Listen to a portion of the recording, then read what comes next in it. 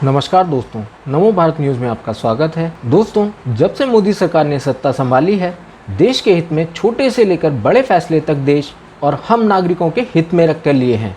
जबकि पिछली सरकारें इसके विपरीत ही काम करती आईं। उनकी स्कीम्स और योजनाएं सुनने में तो आती थीं, लेकिन पहल में या आम आदमी के हित में नहीं।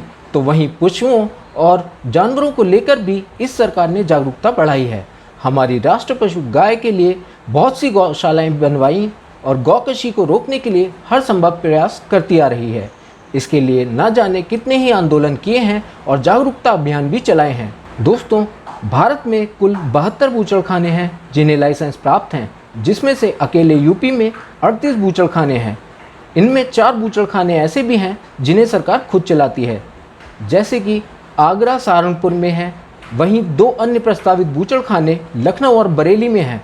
अलीगढ़ में हिंद एग्रो IMPP पहला बूचड़खाना है, जिसे 1996 में शुरू किया गया था। यहाँ यह समझने वाली बात है कि खाड़ी के देशों में भैंस के मांस की काफ़ी मांग है और भारत इसके लिए सबसे कारगर देश है। इसकी सबसे बड़ी वजह यह है कि यहाँ सस्ता मांस मिलता है और विक्रेताओं को इस बात पर भरोसा मिलता है कि उसे हलाल मांस ही दिया जा रहा है। भारत कुल मीट निर्यात में तीसरा और बफेलो मीट निर्यात में दुनिया में पहला स्थान रखता है। भारत 70 से ज़्यादा देशों को फ्रोज़न और फ्रेश चिल्ड मीट का एक्सपोर्ट करता है। इसमें करीब 97% हिस्सा फ्रोज़न बफेलो मीट का होता है। बफेलो मीट के लिए भारत के प्रमुख ग्राहक देश Vietnam, Malaysia, Egypt, Iraq, Saudi Arabia, Philippines, Indonesia, UAE, Algeria और रूस हैं। देश में करीब 11 अत्याधुनिक मीट प्लांट हैं जहां फ्रोज़न बफेलो मीट का उत्पादन किया जाता है।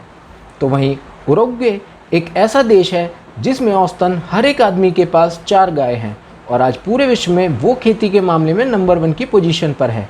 यह सिर्फ 33 लाख लोगों का देश है और 1 करोड़ 20 लाख गाय हैं।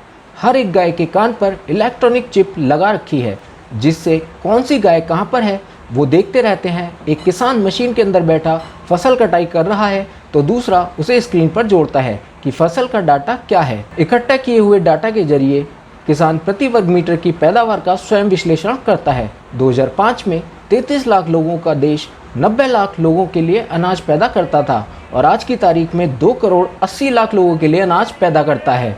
उरुग्वे के सफल प्रदर्शन के पीछे देश, किसानों और पशुपालकों का दशकों का अध्ययन शामिल है। उरुग्वे के सफल प्रदर्शन के पीछे देश, किसानों और पशुपालकों का दशकों का अध्ययन शामिल है।